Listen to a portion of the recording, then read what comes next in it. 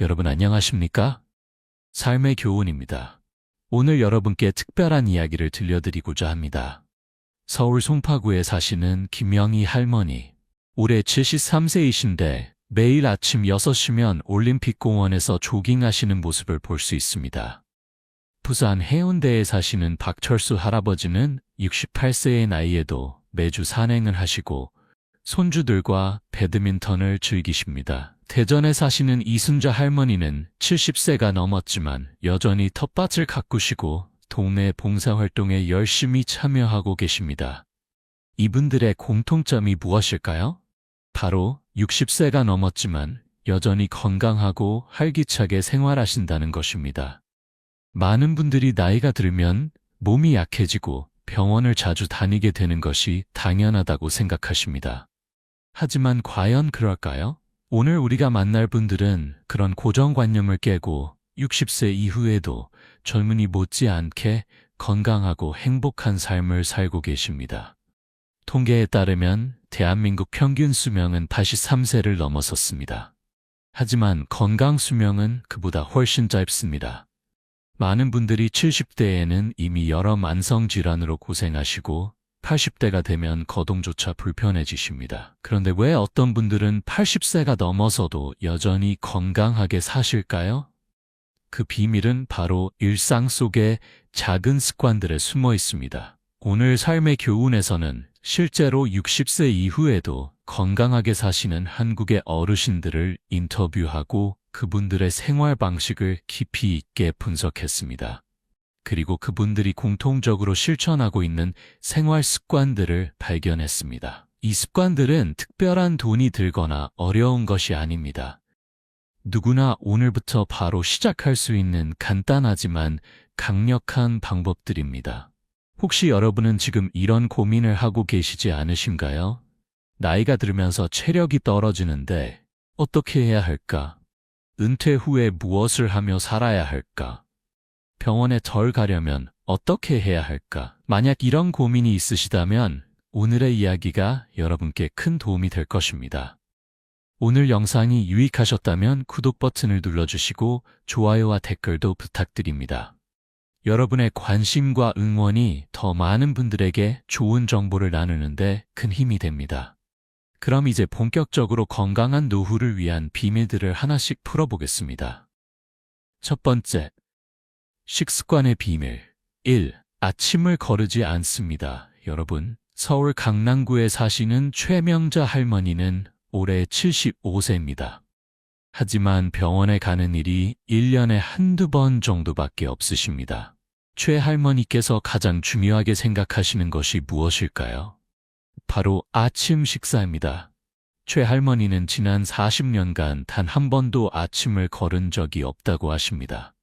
젊었을 때는 바빠서 아침을 자주 거르곤 했어요. 그러다 보니 위장병이 생기고 속이 항상 더부룩했죠. 60세가 되면서 아침을 꼭 챙겨 먹기로 결심했고 그 후로 몸이 정말 달라졌습니다. 라고 말씀하십니다. 의학적으로도 아침 식사의 중요성은 여러 번 입증되었습니다. 우리 몸은 밤사이 8시간 이상 공복 상태에 있습니다. 이때 아침을 먹지 않으면 우리 몸은 에너지 부족 상태가 되어 근육을 분해해서 에너지를 얻으려고 합니다. 특히 나이가 들면 근육량이 자연스럽게 줄어드는데 아침을 거르면 이 과정이 더욱 빨라집니다. 또한 아침을 거르면 점심이나 저녁에 과식하게 됩니다. 한국영양학회의 연구에 따르면 아침을 거르는 노인들은 당뇨병에 걸릴 확률이 30% 높고 심혈관 질환 위험도 40% 증가한다고 합니다. 반면 규칙적으로 아침을 먹는 사람들은 혈당 조절이 잘 되고 콜레스테롤 수치도 안정적으로 유지됩니다. 그렇다면 어떤 아침 식사가 좋을까요? 최할머니의 아침 식단을 한번 볼까요? 현미밥 한 공기, 된장찌개, 나물 2-3가지, 김치, 그리고 생선 한 토막입니다. 아주 한국적이고 전통적인 식단이지요. 탄수화물, 단백질, 섬유질, 비타민이 골고루 들어있어 영양학적으로도 완벽한 식사입니다. 요즘 젊은 사람들은 아침에 빵이나 시리얼을 먹는다고 하던데 그건 금방 배가 고파져요. 우리 한식은 든든하게 오래 가거든요. 라고 최할머니는 말씀하십니다. 실제로 한국 전통 식단은 혈당을 천천히 올리고 포만감을 오래 유지시켜줍니다. 만약 아침에 입맛이 없다면 어떻게 해야 할까요? 대구에 사시는 정태영 할아버지는 이렇게 조언하십니다. 처음에는 조금씩 시작하세요. 밥 반 공기에 국 한 그릇만 먹어도 됩니다. 중요한 것은 매일 같은 시간에 먹는 습관을 들이는 것입니다. 한 달만 계속하면 몸이 적응해서 아침 시간이 되면 자연스럽게 배가 고파집니다. 2. 발효 음식을 자주 먹습니다. 인천에 사시는 김순덕 할머니는 올해 72세인데 피부가 60대처럼 보이고 소화도 아주 잘 되신다고 합니다. 김 할머니의 비결은 무엇일까요? 바로 발효 음식입니다. 우리 한국 음식에는 발효 음식이 참 많아요. 김치, 된장, 청국장, 간장, 젓갈 이런 것들이 몸에 얼마나 좋은지 모릅니다. 저는 매 끼니마다 발효 음식을 꼭 먹습니다. 라고 김 할머니는 말씀하십니다. 발효 음식에는 유익한 유산균이 풍부합니다. 이 유산균들은 우리 장 속에서 나쁜 균을 억제하고 소화를 돕습니다. 특히 나이가 들면 장 기능이 약해지는데 발효 음식을 자주 먹으면 장 건강을 지킬 수 있습니다. 연구에 따르면 김치를 자주 먹는 한국 노인들은 그렇지 않은 사람들보다 장암 발생률이 낮고 면역력도 높다고 합니다. 김 할머니는 직접 김치를 담그십니다. 요즘은 마트에서 김치를 사 먹는 사람들이 많은데 직접 담근 김치가 훨씬 맛있고 건강에도 좋아요. 방부제나 인공 조미료가 안 들어가니까요. 김 할머니는 배추김치뿐만 아니라 깍두기, 열무김치, 파김치 등 계절마다 다양한 김치를 담그십니다. 된장찌개도 빠뜨릴 수 없습니다. 된장은 정말 완벽한 음식이에요. 단백질도 많고 항암 효과도 있다고 하잖아요. 저희 집은 된장찌개를 일주일에 최소 3번은 끓여 먹습니다. 실제로 된장에는 이소플라본이라는 성분이 있어서 여성 호르몬과 비슷한 역할을 하고 골다공증을 예방하는 데도 도움이 됩니다. 청국장은 어떨까요? 청국장은 냄새 때문에 싫어하는 사람들도 있지만 건강을 생각한다면 꼭 먹어야 합니다. 특히 혈관 건강에 정말 좋아요. 청국장에는 나토키나제라는 효소가 있어서 혈전을 녹이고 혈액순환을 개선합니다. 고혈압이나 동맥경화 예방에 탁월한 효과가 있습니다. 3. 과일과 채소를 충분히 먹습니다. 부산 동래구에 사시는 이장훈 할아버지는 76세인데도 매일 등산을 하실 정도로 체력이 좋으십니다. 이 할아버지의 식탁에는 항상 신선한 과일과 채소가 가득합니다. 나이가 들면 고기보다 채소를 많이 먹어야 합니다. 채소에는 섬유질이 많아서 변비도 예방하고 혈당도 조절해줍니다. 이 할아버지는 매 끼니마다 최소 3가지 이상의 채소 반찬을 드십니다. 시금치, 콩나물, 미역, 애호박, 버섯 등 다양한 채소를 돌아가며 먹으십니다. 과일도 빠뜨리지 않습니다. 아침에 사과 하나, 저녁에 배나 귤 1개씩 먹습니다. 과일에는 비타민과 항산화 물질이 많아서 노화를 늦추고 면역력을 높여줍니다. 하지만 이 할아버지는 과일을 너무 많이 먹지는 않습니다. 과일에도 당분이 있으니까 하루에 2-3개 정도가 적당합니다. 특히 이 할아버지가 강조하시는 것은 제철 과일과 채소를 먹는 것입니다. 봄에는 냉이, 쑥, 달래를 먹고 여름엔 오이, 토마토, 가지를 먹습니다. 가을에는 배추, 무, 고구마를 먹고 겨울에는 귤과 배를 먹지요. 제철 음식이 가장 영양가도 높고 맛도 좋습니다. 연구에 따르면 하루에 채소와 과일을 7-8회 먹는 노인들은 그렇지 않은 사람들보다 사망률이 42% 낮다고 합니다. 또한 심장병, 뇌졸중, 암 발생률도 현저히 낮습니다. 채소와 과일에 들어있는 항산화 물질들이 우리 몸의 세포를 보호하고 염증을 줄여주기 때문입니다. 4. 물을 충분히 마십니다. 광주에 사시는 박미경 할머니는 70세인데도 피부가 촉촉하고 윤기가 납니다. 주변 사람들이 비결을 물어보면 박 할머니는 항상 이렇게 대답하십니다. 물을 많이 마시는 것밖에 없어요. 젊었을 때는 물을 잘 안 마셨어요. 목이 마를 때만 마셨죠. 그런데 60세가 넘어서부터 의식적으로 물을 많이 마시기 시작했습니다. 하루에 8잔 이상은 꼭 마셔요. 박할머니는 아침에 일어나자마자 미지근한 물 한 잔을 마십니다. 밤새 우리 몸은 땀과 호흡으로 많은 수분을 잃어요. 그래서 아침에 물을 마시면 혈액순환이 좋아지고 변비도 예방됩니다. 나이가 들면 갈증을 잘 느끼지 못합니다. 그래서 의식적으로 물을 마셔야 합니다. 박할머니는 시계를 보며 2시간마다 물을 한 잔씩 마십니다. 물을 충분히 마시면 피부도 좋아지고 혈액이 묽어져서 뇌졸중이나 심근경색 예방에도 도움이 됩니다.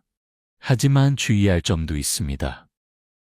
식사 직전이나 식사 중에는 물을 많이 마시지 않아요. 소화액이 희석되어 소화에 방해가 되거든요. 식사 30분 전이나 식사 후 1시간 뒤에 마시는 것이 좋습니다. 커피나 차는 어떨까요? 커피는 하루 한 잔 정도만 마셔요. 너무 많이 마시면 수분 배출이 많아져서 오히려 탈수가 될 수 있어요. 대신 보리차나 녹차를 자주 마십니다. 특히 녹차는 항산화 물질이 많아서 건강에 아주 좋아요. 소식하되 영양은 챙깁니다. 대전에 사시는 윤석범 할아버지는 78세인데도 허리가 굽고 걸음걸이가 경쾌합니다. 윤 할아버지의 식사량을 보면 놀랄 정도로 적습니다.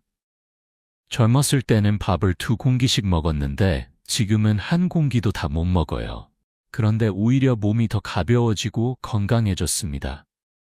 나이가 들면 신진대사가 느려지고 활동량도 줄어듭니다. 그런데 젊었을 때처럼 많이 먹으면 당연히 살이 찌고 각종 질병에 걸리게 되지요. 윤 할아버지는 배가 80% 정도 차면 수저를 내려놓습니다. 처음에는 조금 부족한 것 같았는데 한 달 정도 지나니까 그게 딱 적당한 양이더라고요. 하지만 소식한다고 해서 영양을 소홀히 하면 안 됩니다. 양은 줄이되 질은 높여야 합니다. 단백질은 꼭 챙겨 먹어야 해요. 나이가 들면 근육이 빠지는데 단백질을 충분히 먹지 않으면 더 빨리 빠집니다.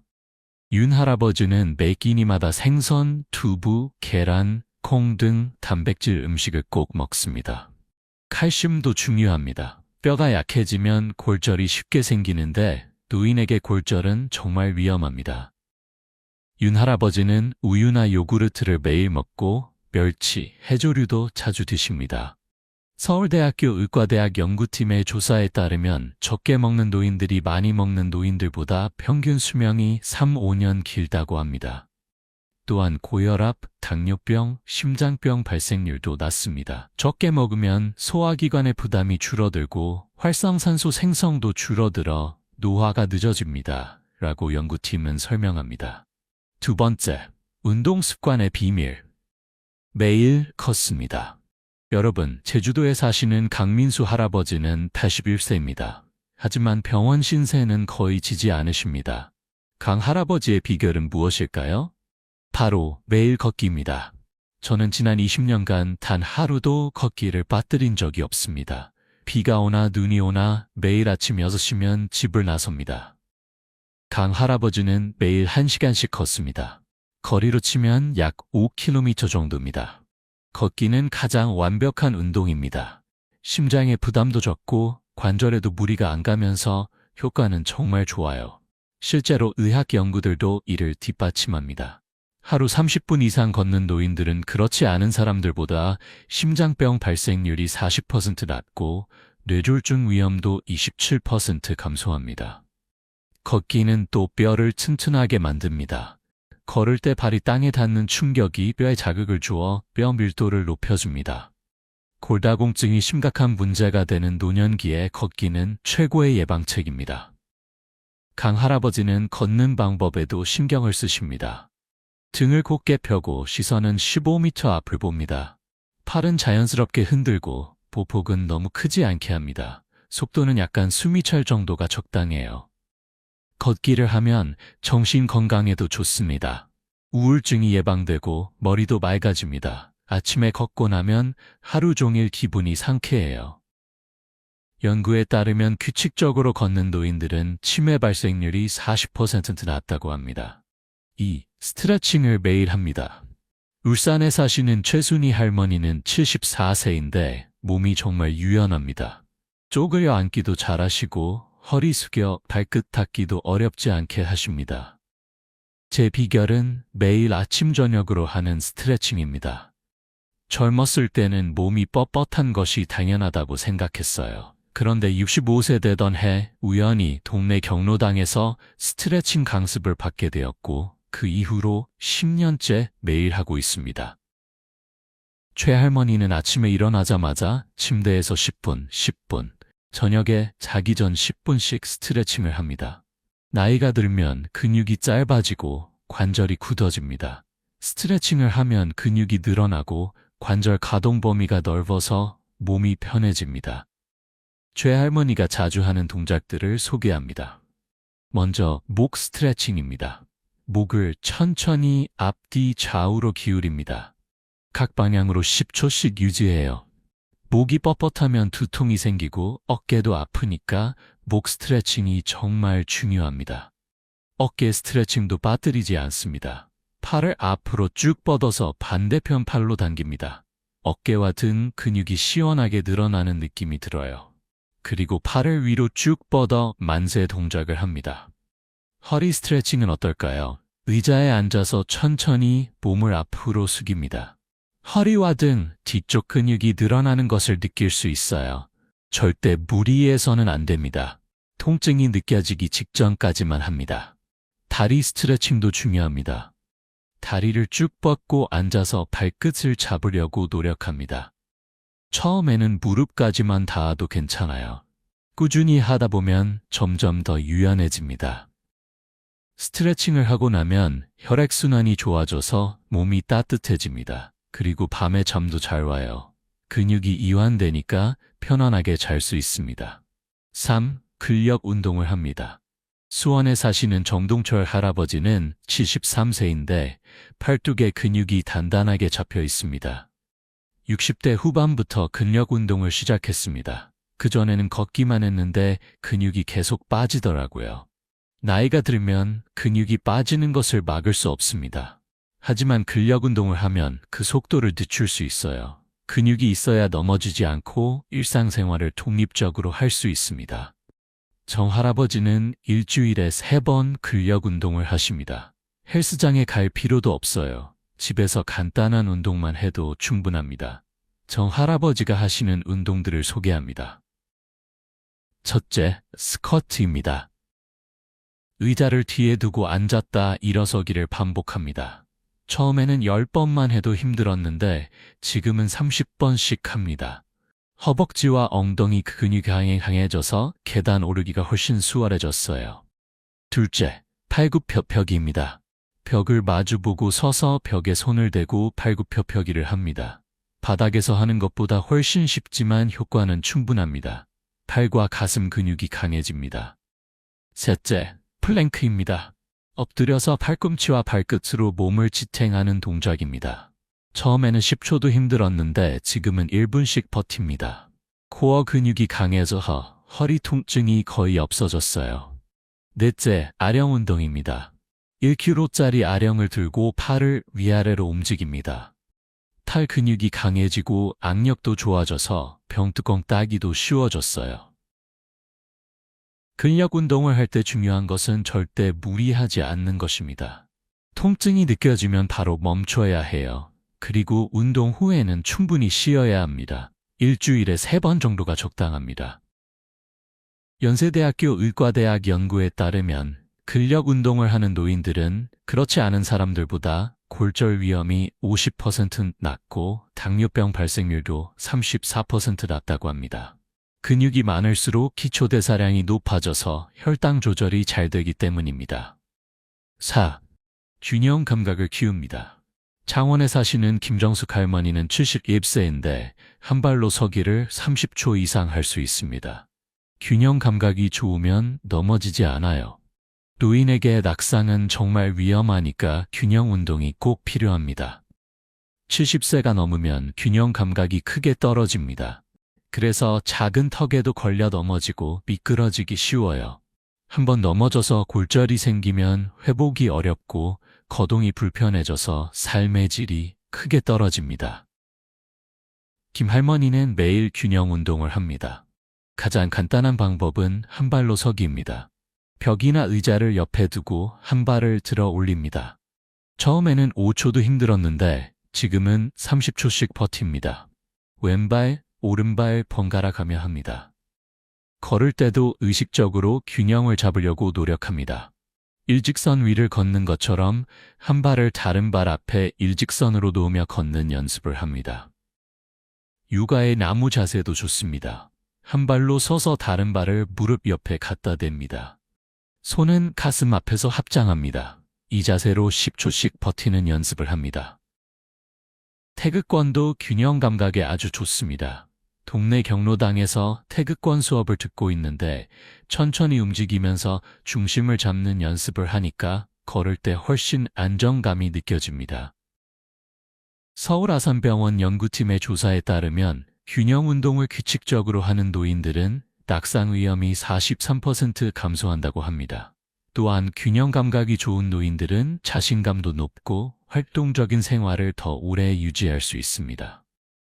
5. 자연 속에서 활동합니다. 강릉에 사시는 이봉수 할아버지는 77세인데 매주 산에 오르십니다.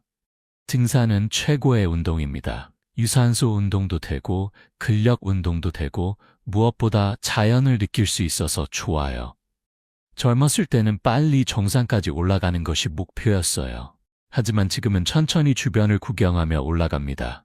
나무도 보고 새소리도 듣고 맑은 공기도 마시면서요. 이 할아버지는 매주 토요일 아침이면 친구들과 함께 동네 뒷산에 오르십니다. 산에 오르면 스트레스가 다 풀립니다. 도시에서는 늘 소음과 공해에 시달리지만 산속은 정말 조용하고 공기가 맑아요. 산에 다녀오면 밤에 잠도 잘 오고 식욕도 좋아집니다. 등산을 할 때는 무리하지 않는 것이 중요합니다. 자신의 체력에 맞는 산을 선택하고 천천히 올라가야 해요. 급하게 올라가면 무릎과 심장에 무리가 갑니다. 이 할아버지는 경사가 완만한 산을 선택하고 2-3시간 정도 걸리는 코스를 주로 가십니다. 등산화도 중요합니다. 바닥이 두껍고 미끄럽지 않은 신발을 신어야 넘어지지 않아요. 그리고 등산 스틱을 사용하면 무릎에 가는 부담을 줄일 수 있습니다. 물을 충분히 챙겨가야 합니다. 산에 오르면 땀을 많이 흘리니까 수시로 물을 마셔야 해요. 탈수가 되면 어지럽고 위험합니다. 등산이 어려우면 공원 산책도 좋습니다. 제 아내는 무릎이 안 좋아서 등산을 못합니다. 대신 동네 공원을 매일 걷습니다. 공원에도 나무가 많고 꽃도 피어 있어서 기분이 좋아진다고 해요. 자연 속에서 활동하는 것을 산린욕이라고 합니다. 연구에 따르면 숲에서 시간을 보내면 스트레스 호르몬인 코르티솔이 감소하고 면역세포가 증가한다고 합니다. 또한 혈압이 낮아지고 심박수가 안정됩니다. 세 번째, 정신건강의 비밀. 1. 긍정적으로 생각합니다. 포항에 사시는 박영자 할머니는 72세인데 항상 웃음이 끊이질 않습니다. 저는 어떤 상황에서도 긍정적으로 생각하려고 노력합니다. 나이가 들수록 긍정적인 마음이 건강에 정말 중요해요. 70년을 살다 보니 좋은 일만 있는 것은 아니었습니다. 힘든 일도 많았고 슬픈 일도 있었지요. 하지만 그럴 때마다 이것도 지나가겠지, 더 나쁜 일은 아니니까 다행이야 라고 생각했습니다. 긍정적인 생각은 우리 몸에 실제로 영향을 줍니다. 웃고 행복하면 엔도르핀이라는 호르몬이 나와서 면역력이 높아집니다. 반대로 우울하고 걱정하면 스트레스 호르몬이 나와서 몸이 약해집니다. 박 할머니는 매일 아침 거울을 보며 오늘도 좋은 하루가 될 거야 라고 말합니다. 처음에는 좀 이상했는데 매일 하다 보니 정말 긍정적인 마음이 생겨요. 거울 속에 나에게 말하면 잠재의식에 긍정적인 메시지가 전달된다고 합니다. 나쁜 일이 생겼을 때도 좋은 면을 찾으려고 합니다. 비가 오면 농작물에 좋겠다, 공기가 깨끗해지겠네 라고 생각합니다. 약속이 취소되면 오늘은 푹 쉬라는 거구나 라고 생각해요. 감사하는 마음도 중요합니다. 건강하게 아침을 맞은 것, 맛있는 밥을 먹을 수 있는 것, 사랑하는 가족이 있는 것. 당연한 것이 하나도 없어요. 모든 것에 감사하면 행복해집니다. 미국 예일대학교 연구에 따르면 긍정적인 노인들은 부정적인 노인들보다 평균 7.5년 더 오래 산다고 합니다. 긍정적인 마음이 스트레스를 줄이고 심장 건강을 개선하며 면역력을 높이기 때문입니다. 2. 배우고 도전합니다. 안동에 사시는 김태호 할아버지는 75세에 스마트폰 사용법을 배우고 76세에 영어 공부를 시작했습니다. 나이가 들었다고 해서 배움을 멈추면 안 됩니다. 뇌도 근육처럼 사용하지 않으면 퇴화합니다. 처음에 스마트폰을 받았을 때 정말 어려웠어요. 버튼이 어디 있는지 어떻게 하는지 하나도 몰랐죠. 하지만 손주가 천천히 가르쳐 주었고 매일 조금씩 연습했습니다. 지금은 카톡도 하고 유튜브도 보고 인터넷 뱅킹도 합니다. 새로운 것을 배우면 뇌가 자극을 받습니다. 치매 예방에도 좋고 삶이 더 흥미로워집니다. 요즘은 유튜브로 영어 회화를 배우고 있어요. 다음에 외국인 여행객을 만나면 영어로 대화해보고 싶습니다. 김 할아버지는 동네 도서관에도 자주 갑니다. 책을 읽으면 새로운 지식을 얻고 생각의 폭이 넓어집니다. 역사책도 읽고 건강 관련 책도 읽어요. 읽다가 모르는 단어가 나오면 사전을 찾아봅니다. 십자말풀이나 스도쿠 같은 두뇌 게임도 합니다. 머리를 쓰는 것이 치매 예방에 정말 좋아요. 매일 신문에 나오는 십자말풀이를 꼭 풀고 스도쿠도 2~3개씩 합니다. 악기를 배우는 것도 좋습니다. 우리 동네 경로당에서 하모니카 강습을 듣고 있어요. 악보를 보고 입으로 불고 손가락을 움직이니까 뇌를 많이 사용하게 됩니다. 서울대학교 의과대학 연구팀에 따르면 새로운 것을 계속 배우는 노인들은 치매 발생률이 63% 낮다고 합니다. 뇌에 지속적인 자극을 주면 신경세포 간의 연결이 강화되고 인지 기능이 유지됩니다. 3. 취미생활을 즐깁니다. 전주에 사시는 이미선 할머니는 70세인데 매일 그림을 그립니다. 60세에 은퇴하고 나서 무엇을 하며 살아야 할지 막막했어요. 그러다 우연히 동네 문화센터에서 수채화 강습을 듣게 되었고 그림에 푹 빠졌습니다. 그림을 그리면 시간 가는 줄 모릅니다. 몇 시간이고 집중해서 그리다 보면 다른 걱정은 다 잊게 돼요. 스트레스가 풀리고 마음이 평온해집니다. 이 할머니는 집 안 곳곳에 자신이 그린 그림을 걸어 놓았습니다. 처음에는 잘 그리지 못했어요. 하지만 꾸준히 연습하니까 조금씩 나아졌고 지금은 제법 그림다운 그림을 그립니다. 완성된 그림을 보면 뿌듯하고 자신감도 생깁니다. 취미생활은 단순히 시간을 때우는 것이 아닙니다. 삶의 목적을 주고 매일 아침 일어나는 이유가 됩니다. 오늘은 무엇을 그릴까 생각하면 하루가 기대됩니다. 취미는 사람마다 다릅니다. 천안에 사시는 정철민 할아버지는 사진 찍기가 취미입니다. 카메라를 들고 동네를 돌아다니며 예쁜 풍경이나 꽃을 찍습니다. 같은 장소도 계절마다 다르고 날씨마다 다르니까 항상 새로워요. 원주에 사시는 김옥순 할머니는 뜨개질이 취미입니다. 손자, 손녀들 옷을 떠줍니다. 모자도 뜨고 목도리도 떠요. 아이들이 제가 만든 옷을 입고 좋아하면 정말 행복합니다. 춘천에 사시는 박수연 할아버지는 낚시가 취미입니다. 조용한 강가에 앉아 낚싯대를 들이우고 있으면 마음이 차분해집니다. 물고기가 잡히면 좋고 안 잡혀도 괜찮아요. 자연 속에서 시간을 보내는 것만으로도 충분합니다. 취미생활은 정신 건강뿐만 아니라 신체 건강에도 도움이 됩니다. 손을 사용하는 취미는 뇌를 자극하고 밖으로 나가는 취미는 활동량을 늘립니다. 또한 같은 취미를 가진 사람들과 모임을 만들면 사회적 관계도 형성됩니다. 4. 명상과 마음 다스리기를 합니다. 서산에 사시는 조성구 할아버지는 74세인데 매일 아침 30분씩 명상을 합니다. 명상은 마음의 근력 운동입니다. 몸도 운동을 해야 건강한 것처럼 마음도 수련을 해야 건강해집니다.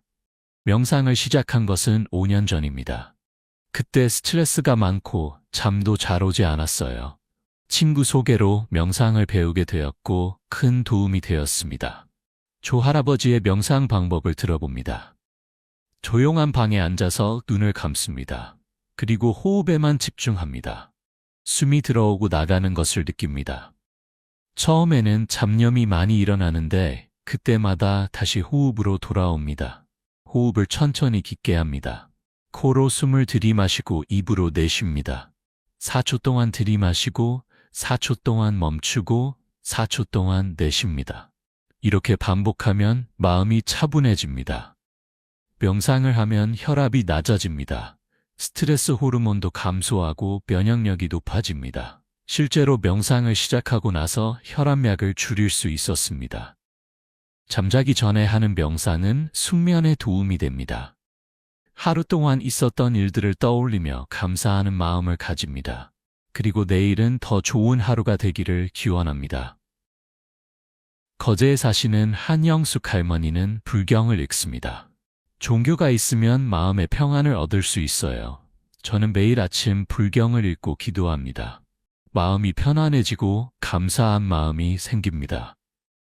고성에 사시는 신재호 할아버지는 일기를 씁니다. 매일 저녁 그날 있었던 일을 일기장에 씁니다.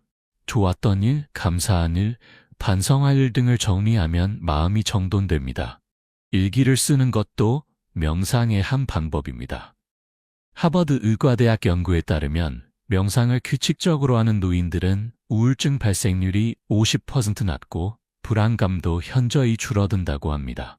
또한 뇌의 회색질이 증가하여 기억력과 집중력이 향상됩니다.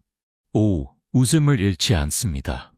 목포에 사시는 한만석 할아버지는 78세인데 하루에도 수십 번 웃습니다. 웃음은 최고의 명약입니다. 돈도 안 들고 부작용도 없는 완벽한 치료제입니다. 저는 아침에 일어나면 거울을 보고 크게 웃습니다.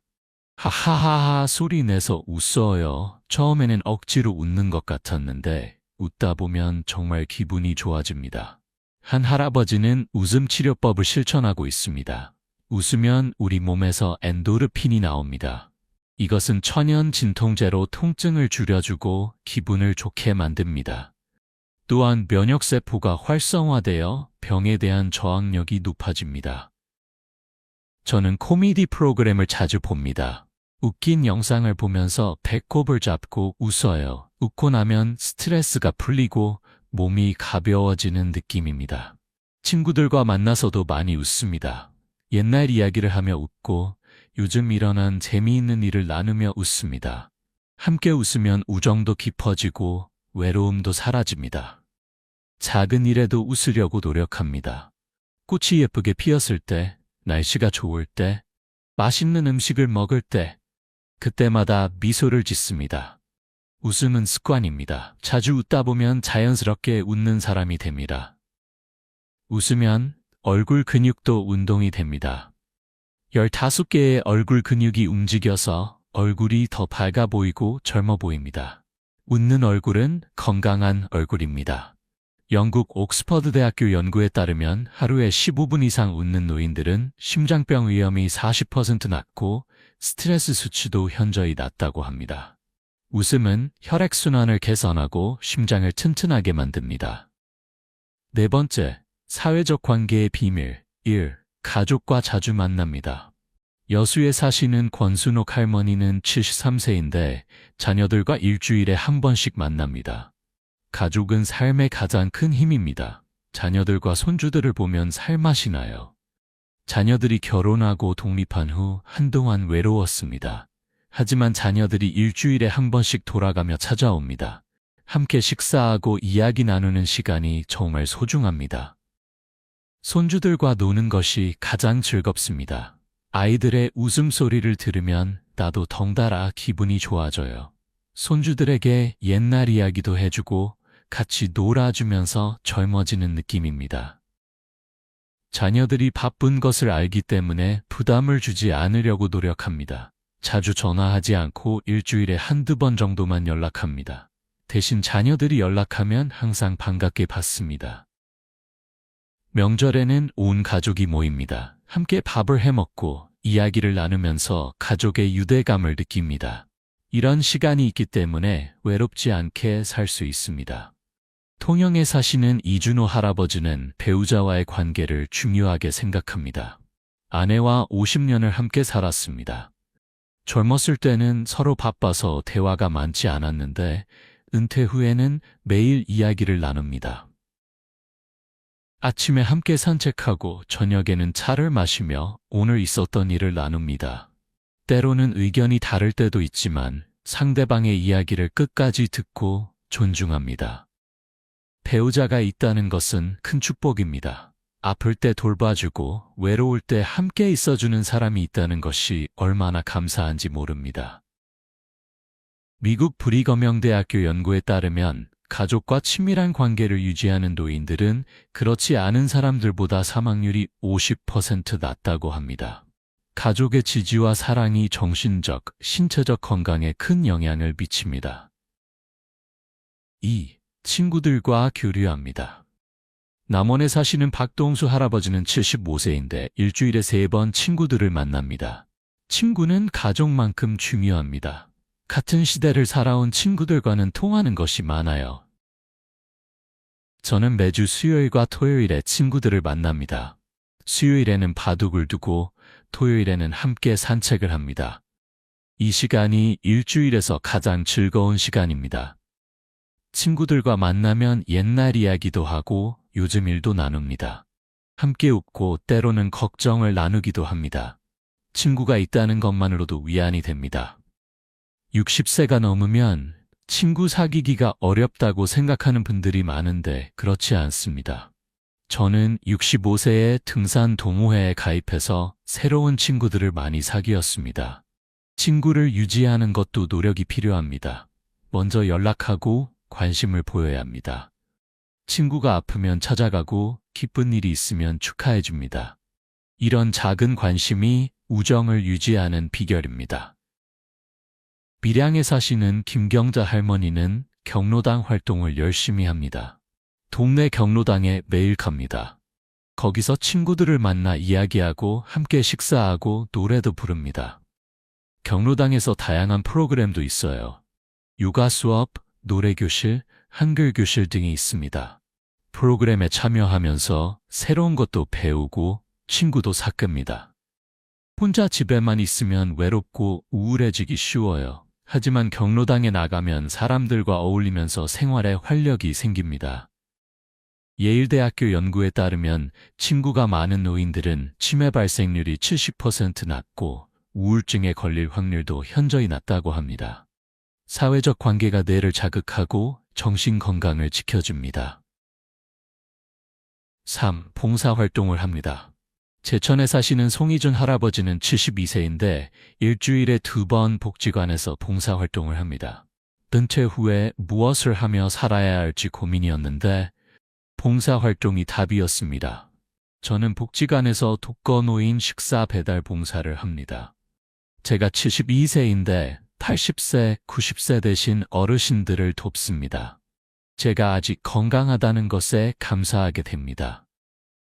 봉사를 하면 보람을 느낍니다. 누군가에게 도움이 된다는 것이 삶의 의미를 줍니다. 아침에 일어나면 오늘도 누군가를 도울 수 있구나 하는 생각에 기분이 좋아집니다. 봉사를 하면서 새로운 친구들도 많이 만났습니다. 같은 마음으로 봉사하는 사람들과 함께하면 대화도 잘 통하고 우정도 빨리 쌓입니다. 처음에는 힘들까봐 걱정했는데 전혀 힘들지 않아요. 오히려 활동량이 늘어나서 건강에도 좋습니다. 봉사를 다녀오면 몸도 마음도 가볍습니다. 속초에 사시는 홍명희 할머니는 도서관에서 책 정리 봉사를 합니다. 저는 책을 좋아해서 도서관 봉사를 선택했습니다. 일주일에 한 번 3시간 정도 봉사하는데 전혀 부담스럽지 않아요. 책을 정리하면서 새로운 책들도 발견하고 재미있어 보이는 책은 빌려서 읽습니다. 봉사를 하면서 독서도 하니까 일석이조입니다. 태백에 사시는 정명숙 할머니는 환경봉사를 합니다. 매주 일요일 아침 동네 주민들과 함께 공원을 청소합니다. 쓰레기를 줍고 꽃도 심으면서 우리 동네를 아름답게 만듭니다. 미국 미시간 대학교 연구에 따르면 봉사활동을 하는 노인들은 그렇지 않은 사람들보다 사망률이 44% 낮다고 합니다. 봉사활동이 신체 활동을 증가시키고 사회적 관계를 형성하며 삶의 목적을 제공하기 때문입니다. 4. 새로운 사람들을 만납니다. 삼척에 사시는 최재원 할아버지는 74세에 대학교 평생교육원에 등록했습니다. 나이가 들었다고 해서 늘 같은 사람들하고만 만날 필요는 없습니다. 새로운 사람을 만나면 새로운 자극을 받습니다. 대학교 평생교육원에서 한국사 강의를 듣고 있습니다. 거기서 만난 사람들은 나이도 다양하고 직업도 다양해요. 50대부터 80대까지 있고 퇴직교사, 전직 공무원, 사업가 등 여러 배경을 가진 분들입니다. 수업이 끝나면 함께 차를 마시며 이야기를 나눕니다. 각자의 인생 경험을 나누면서 많은 것을 배웁니다. 다른 세대, 다른 분야 사람들의 이야기를 들으면 시야가 넓어집니다. 영주에 사시는 안미숙 할머니는 문화센터 수업을 듣습니다. 문화센터에서 서예 수업을 듣는데 거기서 만난 친구들과 친해졌어요. 수업 후에는 함께 점심도 먹고 가끔 전시회도 함께 갑니다. 새로운 환경에 들어가는 것이 처음에는 어색하고 불안할 수 있어요. 하지만 용기를 내서 말을 걸고 미소를 지으면 금방 친해집니다. 나이가 들수록 적극적으로 다가가야 합니다. 문경에 사시는 서동현 할아버지는 온라인 커뮤니티 활동을 합니다. 스마트폰으로 같은 취미를 가진 사람들의 모임에 가입했습니다. 등산을 좋아해서 등산 카페에 들어갔는데 거기서 정보도 얻고 오프라인에서도 만나게 되었습니다. 온라인으로도 충분히 교류할 수 있어요. 사진을 올리고 댓글을 달고 서로 응원하면서 관계를 만들어 갑니다. 나이가 들었다고 온라인을 두려워할 필요가 없습니다. 하버드 대학교 75년간의 종단 연구에 따르면 인간관계의 질이 행복과 건강을 결정하는 가장 중요한 요소라고 합니다. 특히 다양한 연령대, 다양한 배경을 가진 사람들과 교류하는 것이 뇌 건강과 정신 건강에 좋습니다. 5번째, 건강관리의 비밀. 1. 정기검진을 받습니다. 양양에 사시는 한진수 할아버지는 76세인데 1년에 2번 정기검진을 받습니다. 예방이 치료보다 훨씬 중요합니다. 병이 생기기 전에 미리 발견하면 쉽게 고칠 수 있어요. 저는 매년 봄과 가을에 병원에서 종합검진을 받습니다. 혈액검사, 소변검사, 심전도, 위내시경, 대장 내시경 등을 합니다. 비용이 조금 들지만 건강을 지키는 투자입니다. 검진을 통해 문제를 조기에 발견할 수 있습니다. 3년 전에 위내시경 검사에서 작은 용종이 발견되어 바로 제거했습니다. 그때 발견하지 못했다면 나중에 큰 병이 되었을지도 모릅니다. 검진 결과를 잘 보관하고 변화를 추적합니다. 혈압, 혈당, 콜레스테롤 수치 등을 기록해두면 추세를 알 수 있어요. 수치가 나빠지면 생활 습관을 바로 개선합니다. 양구에 사시는 김영란 할머니는 정기적으로 안과 검진을 받습니다. 나이가 들면 눈 건강이 나빠집니다. 백내장, 녹내장, 황반변성 등이 생길 수 있어요. 1년에 한 번씩 안과에 가서 정밀 검사를 받습니다. 치과 검진도 중요합니다. 6개월에 한 번씩 치과에 가서 스케일링을 받고 충치가 있는지 확인합니다. 치아가 건강해야 음식을 잘 씹어 먹을 수 있고 영양 섭취가 잘 됩니다. 인제에 사시는 박찬영 할아버지는 골밀도 검사를 정기적으로 받습니다. 골다공증은 소리 없이 찾아오는 병입니다. 특별한 증상이 없다가 어느 날 갑자기 뼈가 부러집니다. 정기적으로 골밀도 검사를 받아서 뼈 건강을 확인해야 합니다. 대한의학회에 따르면 정기검진을 받는 노인들은 그렇지 않은 사람들보다 중증 질환 발생률이 60% 낮고 평균 수명도 4년 길다고 합니다. 조기 발견이 치료 성공률을 크게 높입니다. 2. 약을 제대로 복용합니다. 홍천에 사시는 이순애 할머니는 71세인데 고혈압과 당뇨가 있습니다. 하지만 약을 꾸준히 복용해서 잘 관리하고 있습니다. 만성질환이 있어도 약을 제대로 먹으면 건강하게 살 수 있습니다. 처음 고혈압 진단을 받았을 때 약을 먹기 싫었어요. 나는 아직 젊은데 평생 약을 먹어야 하나 하는 생각이 들었죠. 하지만 의사 선생님께서 약을 먹지 않으면 뇌졸중이나 심근경색이 올 수 있다고 말씀하셔서 결심했습니다. 약은 정해진 시간에 정확하게 먹어야 합니다. 저는 알람을 맞춰놓고 매일 아침 8시에 약을 먹습니다. 절대 빠뜨리지 않아요. 약 복용을 습관화하면 어렵지 않습니다. 약을 먹을 때 물을 충분히 마십니다. 알약은 물과 함께 삼켜야 식도에 걸리지 않고 위장까지 잘 내려갑니다. 우유나 주스로 먹으면 약 효과가 달라질 수 있으니까 물로만 먹습니다. 약통을 정리해서 보관합니다. 아침약, 점심약, 저녁약을 따로 나눠서 요일별로 정리해 놓으면 약을 빠뜨리지 않고 먹을 수 있어요.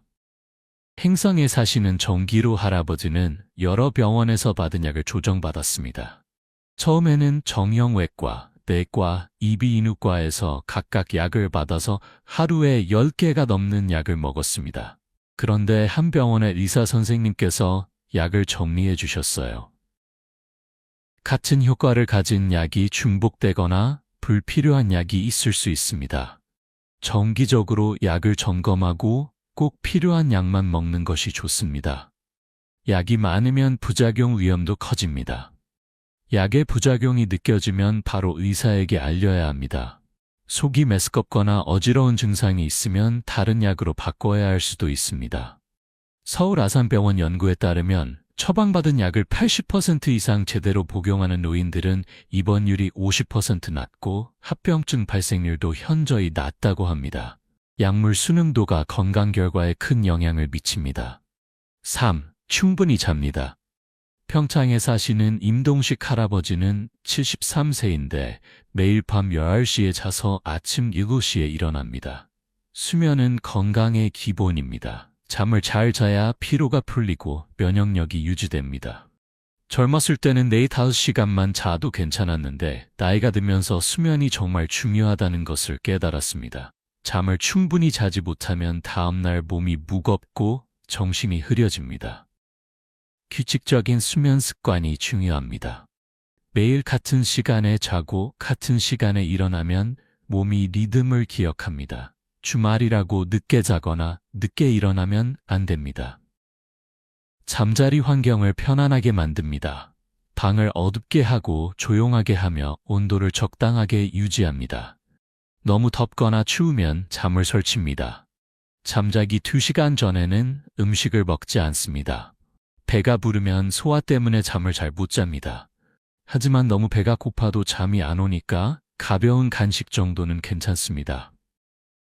정선에 사시는 오정숙 할머니는 낮잠을 활용합니다. 나이가 들면 밤에 깊은 잠을 자기 어려워집니다. 그래서 점심 식사 후에 30분 정도 낮잠을 잡니다. 낮잠을 자고 나면 오후에 활력이 생깁니다. 하지만 낮잠을 너무 오래 자면 안 됩니다. 1시간 이상 자면 밤에 잠이 안 옵니다. 30분에서 40분 정도가 적당합니다. 영월에 사시는 신광수 할아버지는 불면증을 극복했습니다. 70세가 넘으면서 잠을 잘 못 잤습니다. 밤에 자주 깨고 아침 일찍 눈이 떠졌어요. 그래서 몇 가지 방법을 시도했습니다. 잠자기 전에 따뜻한 물로 목욕을 합니다. 몸이 따뜻해지면 잠이 잘 옵니다. 그리고 가벼운 스트레칭으로 몸을 이완시킵니다. 카페인을 오후에는 마시지 않습니다. 커피나 녹차는 아침에만 마시고 오후 3시 이후에는 카페인이 없는 보리차나 따뜻한 우유를 마십니다. 미국 수면재단 연구에 따르면 하루 7에서 8시간 자는 노인들이 가장 건강하고 사망률도 가장 낮다고 합니다. 수면 부족은 치매, 우울증, 심장병, 당뇨병 위험을 높입니다. 4. 스트레스를 관리합니다. 정읍에 사시는 황명숙 할머니는 72세인데 항상 평온해 보입니다. 스트레스가 없을 수는 없지만 어떻게 관리하느냐가 중요합니다. 스트레스를 잘 풀지 못하면 몸이 병듭니다. 저는 스트레스를 받으면 산책을 합니다. 공원을 천천히 걸으며 자연을 보고 있으면 마음이 차분해집니다. 걷는 동안 복잡한 생각이 정리되고 해결책이 떠오를 때도 있어요. 음악을 듣는 것도 스트레스 해소에 좋습니다. 좋아하는 트로트를 들으면 기분이 좋아지고 때로는 따라 부르면서 스트레스를 풉니다. 친구와 이야기하는 것도 큰 도움이 됩니다. 속상한 일이 있으면 친구에게 털어놓습니다. 이야기하고 나면 마음이 후련해지고 친구가 위로해주면 힘이 납니다. 김제에 사시는 유병철 할아버지는 취미 활동으로 스트레스를 풉니다. 정원을 가꾸면서 스트레스가 다 사라집니다. 꽃을 심고 물을 주고 잡초를 뽑으면서 잡념이 없어지고 오직 식물에만 집중하게 됩니다. 동물을 키우는 것도 스트레스 해소에 좋습니다. 저는 강아지를 키우는데 강아지와 놀아주고 산책시키면서 웃음이 나오고 외로움도 사라집니다. 완주에 사시는 한정혜 할머니는 스트레스의 원인을 파악하고 해결합니다. 스트레스를 받으면 왜 그런지 생각해 봅니다. 건강 문제인지 가족 문제인지 경제 문제인지 파악하고 해결 방법을 찾습니다. 해결할 수 없는 일에 대해서는 받아들이는 연습을 합니다. 이미 일어난 일은 바꿀 수 없으니까 현실을 인정하고 앞으로 어떻게 할지 생각합니다. 긍정적인 생각을 하려고 노력합니다. 왜 나한테만 이런 일이? 대신 이 어려움을 통해 뭔가 배울 수 있을 거야 라고 생각합니다. 존스 홉킨스 대학교 연구에 따르면 스트레스를 잘 관리하는 노인들은 심장병 위험이 45% 낮고 면역력도 높다고 합니다. 만성 스트레스는 염증을 일으키고 각종 질병의 원인이 됩니다. 마무리하며 여러분, 오늘 우리는 60세 이후에도 건강하게 사는 분들의 비밀을 함께 살펴보았습니다. 그분들의 공통점을 정리해보면 다음과 같습니다. 첫째, 올바른 식습관입니다. 아침을 거르지 않고 발효 음식을 먹으며 과일과 채소를 충분히 섭취하고 물을 많이 마시며 소식하되 영양은 생깁니다. 둘째, 규칙적인 운동입니다. 매일 걷고 스트레칭하며 근력 운동과 균형 운동을 하고 자연 속에서 활동합니다. 셋째, 건강한 정신입니다. 긍정적으로 생각하고 새로운 것을 배우며 취미 생활을 즐기고 명상하며 웃음을 잃지 않습니다. 넷째, 좋은 인간관계입니다. 가족과 자주 만나고 친구들과 교류하며 봉사활동을 하고 새로운 사람들을 만납니다. 다섯째, 철저한 건강관리입니다. 정기검진을 받고 약을 제대로 복용하며 충분히 자고 스트레스를 관리합니다. 이 모든 것들은 특별한 돈이 들거나 어려운 것이 아닙니다. 일상 속에서 작은 습관으로 실천할 수 있는 것들입니다. 중요한 것은 오늘부터 시작하는 것입니다. 언제부터 시작해야 하나요? 라고 물으신다면 답은 간단합니다. 바로 오늘입니다. 내일이 아니라 오늘, 지금 이 순간부터 시작하세요. 오늘 아침을 먹고, 오늘 산책을 나가고, 오늘 친구에게 전화하고, 오늘 긍정적인 생각을 하세요. 처음에는 모든 것을 한꺼번에 하려고 하지 마세요. 하나씩 천천히 시작하면 됩니다. 이번 주에는 아침 식사를 꼭 챙겨 먹는 것으로 시작하세요. 다음 주에는 매일 30분씩 걷기를 추가하세요. 그 다음 주에는 친구에게 전화하는 습관을 들이세요. 이렇게 하나씩 추가하다 보면 어느새 건강한 생활 방식이 자리 잡을 것입니다. 나이가 들었다고 해서 건강을 포기할 필요는 없습니다. 오늘 만난 분들처럼 70대, 80대에도 얼마든지 건강하고 행복하게 살 수 있습니다. 중요한 것은 나이가 아니라 어떻게 사느냐입니다. 여러분의 몸은 여러분이 어떻게 대하느냐에 따라 반응합니다. 몸을 소중히 여기고 잘 돌보면 몸도 여러분을 배신하지 않습니다. 건강한 음식을 먹이고 규칙적으로 움직이게 하고 충분히 쉬게 하고 스트레스를 줄여주면 몸은 여러분에게 건강으로 보답할 것입니다.